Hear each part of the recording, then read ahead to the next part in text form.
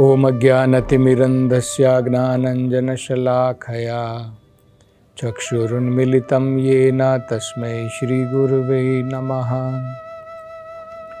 नमो ओम विष्णुपदाय कृष्णप्रेष्ठाय भूतले श्रीमते भक्तिवेदान्तस्वामिन् इति नामिने। नमस्ते सरस्वते देवे गौरवाणी प्रचारिणे निर्विशेषा शून्यवादी पाश्चात्य देशतारिणे। जय श्री कृष्ण चैतन्य प्रभु नित्यानंद श्री अद्वैत गदाधर श्रीवासदि गौर भक्तवृंद। हरे कृष्णा कृष्ण कृष्ण हरे हरे, हरे राम राम राम हरे हरे।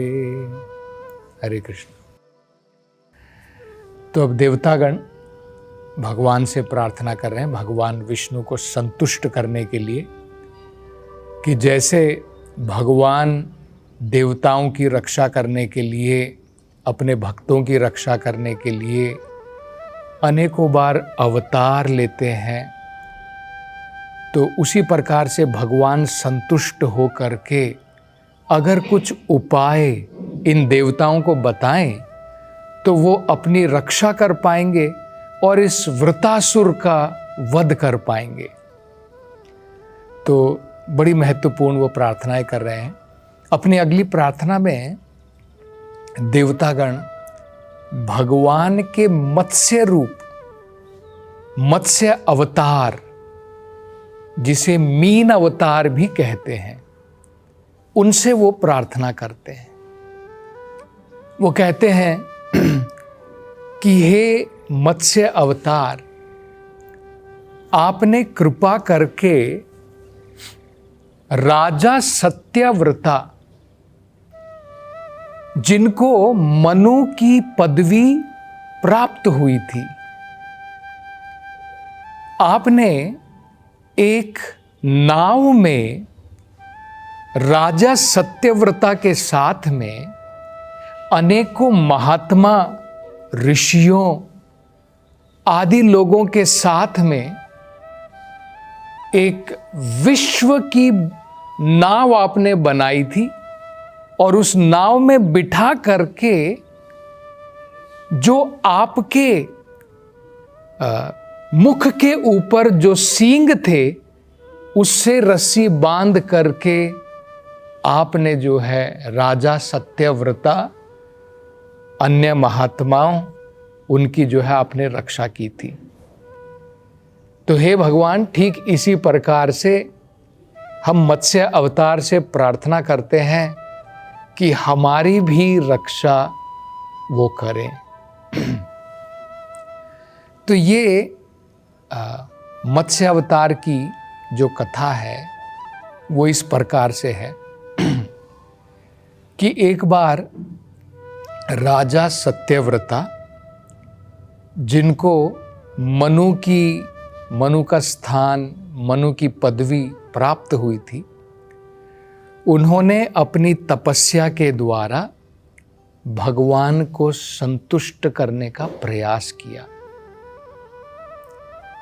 तो कृतमाला नदी के पास में दिन प्रतिदिन वो तपस्या करते। कृतमाला नदी में स्नान करने के पश्चात नदी से पानी धारण करके अपने हाथों में भगवान को जल प्रदान करते। तो इस प्रकार से वो भगवान की उपासना करते। एक दिन क्या हुआ, जब वो इसी प्रकार से अपने हाथों में जल ले करके जब वो कृतमाला नदी में डालना चाहते थे भगवान को आहुति स्वरूप, उन्होंने देखा कि उनके हाथ में एक छोटी सी मछली आ गई है, और वो उस मछली को अब डालना चाहते थे। लेकिन इस मछली ने, ये बड़ी अद्भुत मछली थी, इसने राजा सत्यव्रता से कहा कि मुझे इस नदी में मत डालो,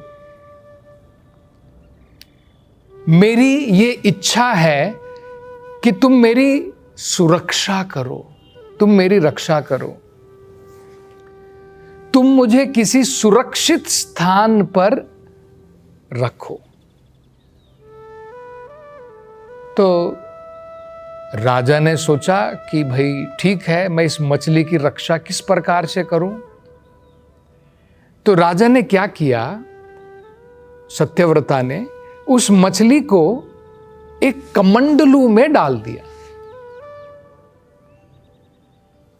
तो हमें पता है कि महात्मा संतगण जो हैं, जब भी तपस्या करने के लिए जाते हैं तो अपना पानी का कमंडलू लेकर के जाते हैं। तो क्योंकि ये मछली चाहती थी कि राजा उन्हें जो है किसी सुरक्षित स्थान पर रखें, तो सत्यव्रता ने क्या किया, उसको कमंडलू में डाल दिया। लेकिन कुछ दिन पश्चात राजा सत्यव्रता देखते हैं कि ये मछली तो बड़ी हो गई और अब इस कमंडलू में सुरक्षित नहीं है। तो राजा ने क्या किया, उसको एक छोटे कुएं में डाल दिया।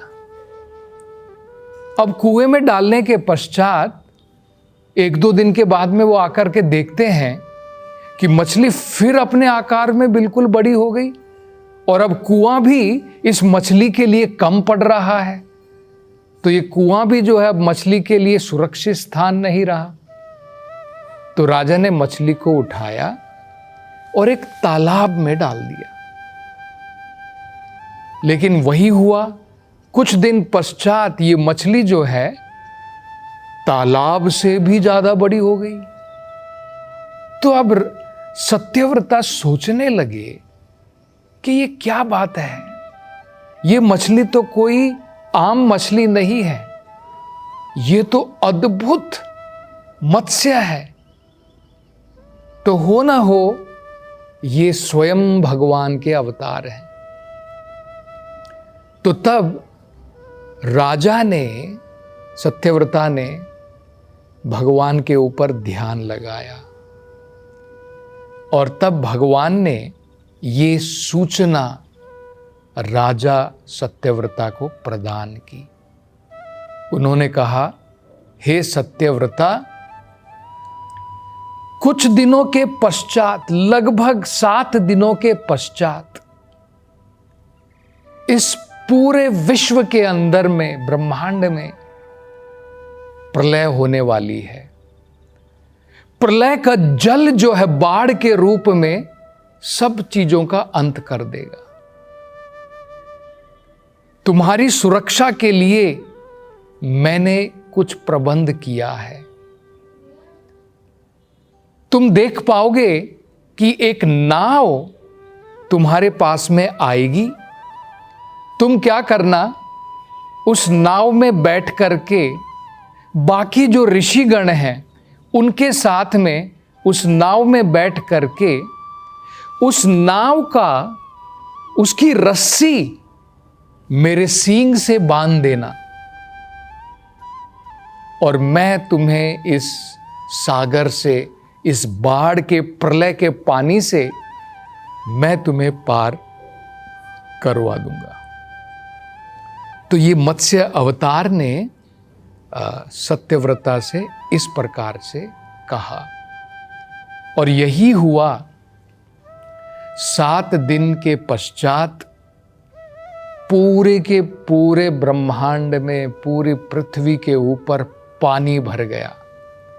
तो जैसा मत्स्य अवतार ने सूचना दी थी, उसी प्रकार से सत्यव्रता ने वहां पर उन्होंने देखा कि नाव वहां पर आई है।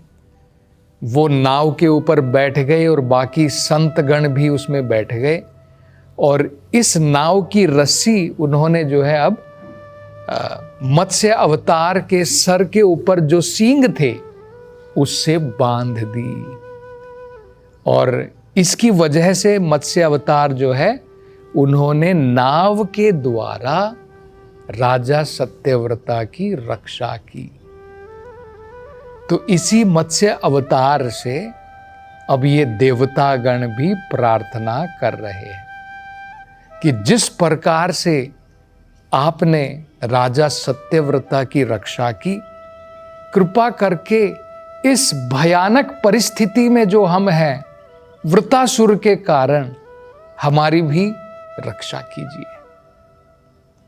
अपनी वो अगली प्रार्थना में कहते हैं कि हे भगवान, आपने ब्रह्मा जी की भी रक्षा की थी।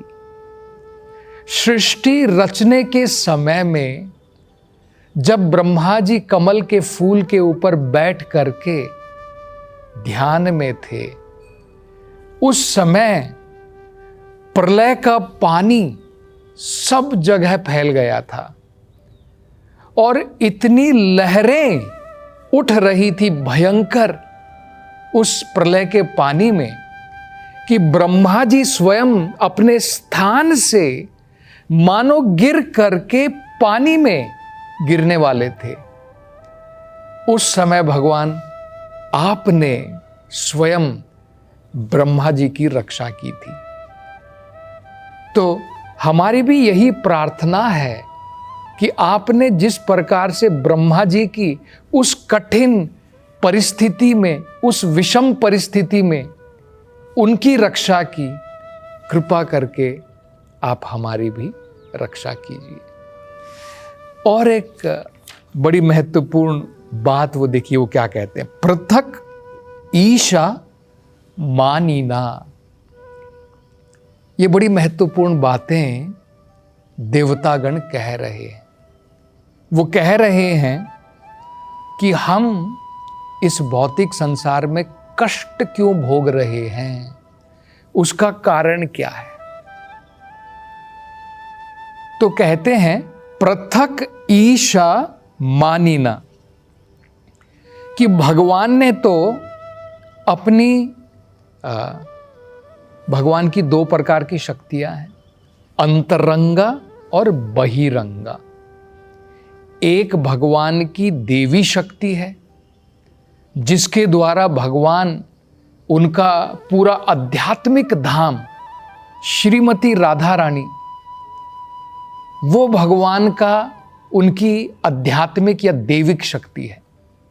दूसरी भगवान की माया शक्ति है, जो इस भौतिक संसार में हम जीवों को अनेकों प्रकार से कष्ट भोगना पड़ता है भगवान की माया शक्ति के कारण।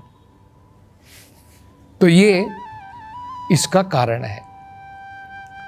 तो ये क्या कह रहे हैं कि भगवान आपने इन भौतिक शक्ति के द्वारा आपने ये सारी ब्रह्मांड की, इसकी रचना की। ये जो भौतिक संसार है, इसकी रचना आपने इस भौतिक शक्ति के द्वारा की है।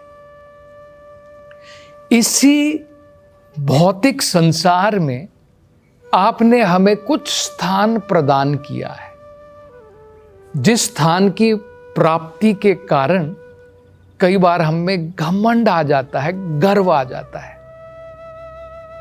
इन देवताओं को लोकपाल कहा जाता है। इस संसार का पालन करने के लिए भगवान का प्रतिनिधि हो करके ये देवतागण अलग अलग विभाग को संभालते हैं, इसलिए इनको लोकपाल कहते हैं। अब हमें पता है कि कई बार क्या होता है, क्योंकि ये देवतागण सब शुद्ध भक्त नहीं हैं। जो शुद्ध भक्त होता है भगवान का, उसे तो हमेशा ज्ञान होता है, हमेशा ये ध्यान रहता है कि मेरे पास में जो कुछ भी है वो सब भगवान की कृपा है, मेरा कुछ नहीं है। तो इसमें गर्व होने की कोई बात ही नहीं है। भाई, जो भी हम इस संसार के अंदर में देखते हैं, अगर मैं बहुत बुद्धिमान हूं, भगवान का भक्त जानता है कि ये भगवत कृपा के द्वारा है। वो कहते हैं ना, एक कहावत है, मूकम करोति वाचालम भाई हमें पंडित बनने की जरूरत नहीं है। भगवान की कृपा हुई तो मूकम का मतलब होता है जो व्यक्ति कुछ नहीं बोल सकता है, करोति वाचालम, वो बढ़िया से कविताएं बोल सकता है अगर भगवान की कृपा हुई। पंगुर लंघायते गिरिम, और पंगु का मतलब होता है लंगड़ा व्यक्ति। लंगड़ा व्यक्ति जो है पहाड़ चढ़ सकता है। यत कृपा अहम, मैं उनकी कृपा के कारण जो ये सब कुछ हो सकता है उनको प्रणाम करता हूं। तो भगवान की कृपा से भक्त समझता है जो भी मेरे पास में है सब भगवत कृपा है, ये मेरा नहीं है या फिर मैंने नहीं कमाया है या मेरे कर्म के कारण भगवान ने दिया है। भक्त ऐसा नहीं समझता है। लेकिन देवतागण क्योंकि वो शुद्ध भक्त नहीं है, उनके मन में गर्व आ जाता है और वो जब कुछ विभाग संभालते हैं तो जैसे हमने देखा इंद्र देवता, वो अपने राज्य के अंदर में बैठे हैं, गर्वित होकर के उनके गुरु ने वहाँ पर उनकी सभा में प्रवेश किया, उनको पता भी नहीं, उनका सम्मान भी नहीं, तो ये गर्व का कारण हो जाता है। तो ये बहुत बड़ी बात है। पृथक ईशा मानिना, ये भूल जाते हैं कि भगवान सब कुछ है, वो परमेश्वर है। तो ये क्या कह रहे हैं, पृथक ईशा मानिना। लेकिन हम लोग क्या सोचते हैं, हम अलग अलग ईश्वर हैं, इंडिपेंडेंट है, भगवान के ऊपर निर्भर नहीं है, और उसके कारण हम दुख भोग रहे हैं। इंद्र देवता यहां पर देवतागण ये कारण बता रहे हैं। तो अब इनकी प्रार्थना सुनने के बाद भगवान संतुष्ट होकर के प्रकट होंगे, उसकी चर्चा हम अगली कथा में करेंगे। हरे कृष्णा।